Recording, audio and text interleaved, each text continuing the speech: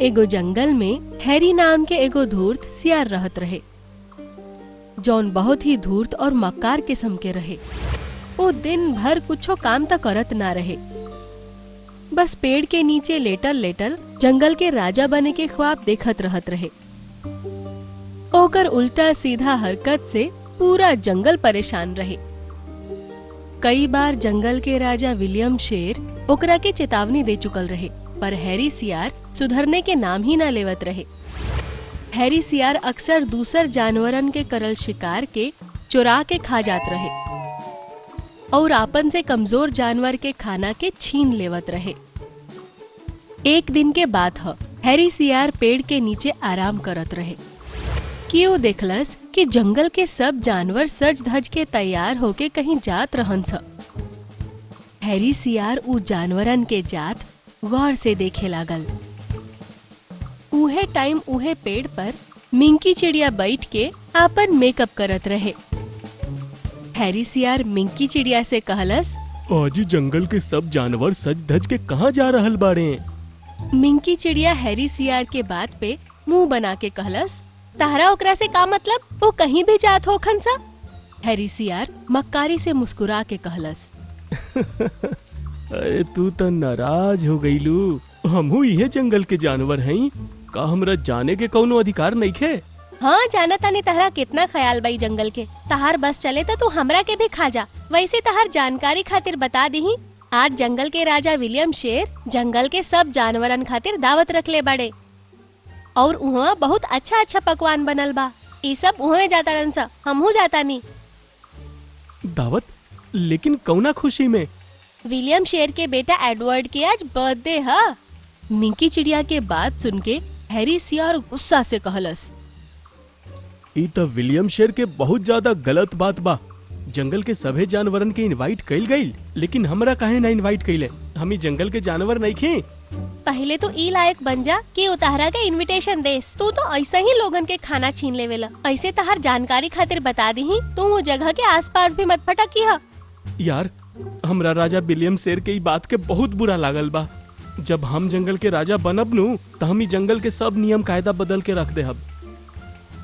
Harry सियार के बात पर मिंकी चिड़िया जोर जोर से हंस के कहलस, नींद में सपना देखे छोड़ द सियार। सियार कबो राजा ना बनेला। जंगल के राजा ओहो शेर ही होखेला। ई जन्म में तू राजा कबो ना बन सकेला। अब हम जाता नहीं, हमरा लागल बा भूख। इतना कह के मिंकी चिड़िया उड़ गई और हैरी सियार गुस्सा में दांत पीसे लागल। लेकिन का सच त ई रहे कि अच्छा अच्छा पकवान के नाम सुन के ओकरा मुंह में पानी आ गइल रहे। हैरी सियार बिन बुलाए विलियम शेर के यहाँ दावत खाए पहुँच गई। जैसे ही विलियम शेर ओकरा के देखलस, उ गुस्सा से आग बबूला हो गइल। लेकिन उ गुस्सा के दबा के कहलस, देखा, हम तोहके ई दावत में इनवाइट नहीं की कइले, लेकिन अगर आ ही गइल बाड़ा तो भरपेट खा और ई खा के जल्दी यहाँ से जा। हैरी सियार चुपचाप बैठ के खाना खाए लागल। तबही ओकर नजर विलियम शेर के बेटा एडवर्ड पे पड़ल, जौन सोना के कंगन से खेलत रहे। सोना के कंगन देख के हैरी सियार के मुंह में पानी आ गई और वो मन ही मन बोल उठल, अगर ई सोनवा के कंगन हमरा हाथे लाग गइल तो हम एकरा बेच के बहुत पैसा इकट्ठा कर ले हब। हैरी सियार एडवर्ड के लगे पहुंच गई और वो बड़ा धूर्तता से कहलस, अरे तहारी सोना के कंगन त बहुत बढ़िया दिख रहल बा। का तू एकरा हमके दिखाइबा? एडवर्ड कंगन हैरी सियार के दे देलस। कंगन हाथ में लेके हैरी सियार कहलस, अरे तहार पापा विलियम तोहके बुला रहल बाड़े। मासूम एडवर्ड हैरी सियार के बात में आके वहाँ से अपन पिता के लगे चल गई और हैरी सियार मौका देख के वहाँ से फरार हो गई। एडवर्ड अपन पिता के लगे पहुँच गई। आप हमरा के बुलाईनी हा पापा? हैरी अंकल कहलन हा कि आप हमरा के बुलावत आनी। हैरी सियार के नाम आवत ही विलियम शेर चौंक गई और पूछलस, अरे तहार सोना के कंगन कहाँ बा? ओ तो हैरी सियार के लगे बा। अपन बेटा एडवर्ड के बात सुन के विलियम शेर के समझ में सब माजरा आ चुकल रहे। ऊ समझ गईल कि हैरी सियार बहुत आसानी से ओकर बेटा के बेवकूफ बना के इहवा से भाग चुकल बा। विलियम गुस्सा से आग बबूला हो उठल। ऊ अपन सिपाहियन के बुला के कहलस, हमरा बेटा के बेवकूफ बना के भाग गईल। जा हैरी सियार के जिंदा या मुर्दा पकड़ के ले आवा। एने हैरी सियार बहुत खुशी से पेड़ के नीचे ऊ कंगन के देखत रहे। तभी ओकर नजर मिंकी चिड़िया पे पड़ल, जौन उड़त उड़त ओकरा लगे आ गई और कहलस, तू ई बार हद पार कर देले बड़ा हैरी। जंगल के राजा विलियम शेर अपन सिपाहियन से तहरा के जिंदा या मुर्दा लाए के कहले बाड़े। हमरा लागता ई बार तो पक्का मर जाइबा।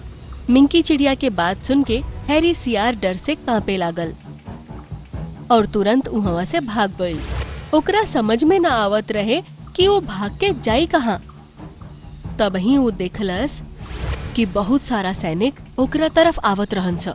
हैरी सियार एने ओने छुपे के जगह ढूंढे लागल। ओकरा कोनो जगह ना मिलल।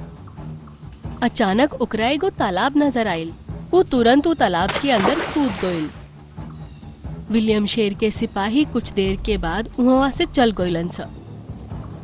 हैरी सियार जब तालाब से अपन सिर उठा के देखलस त वहां कोई ना रहे। वो तालाब से बाहर निकले ही वाला रहे कि अचानक तालाब से एगो सुनहरा कलर के किरण फूटे लागल और ओकरा में से एगो परी निकल के सामने आयल। हम इस श्राप के कारण बरसों से ये तालाब में कैद रही।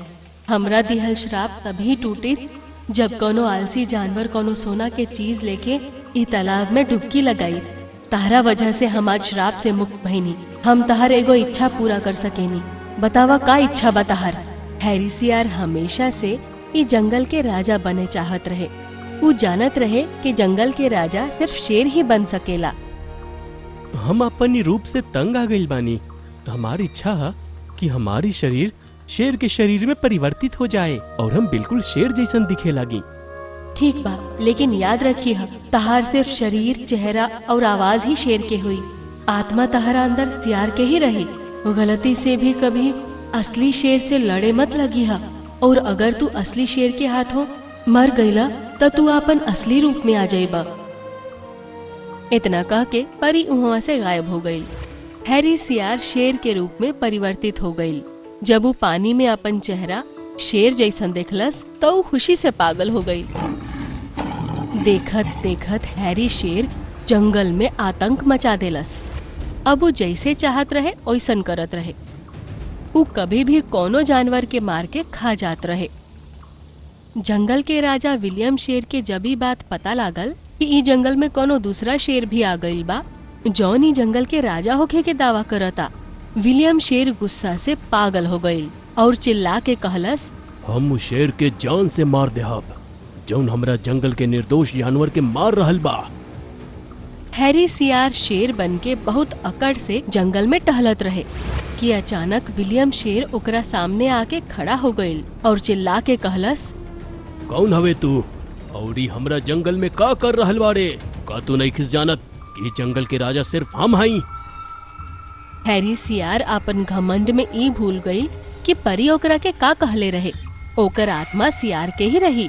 वो भूल गई कि अगर वो असली शेर से लड़ी तो वो हार जाई। हैरी सियार घमंड में चूर होके कहलस, इस जंगल के शेर तो हम ही बानी। तू हाथ करके देख ला तो के खुद ही पता चल जाई। ई सुन के विलियम शेर गुस्सा में दहाड़ उठल।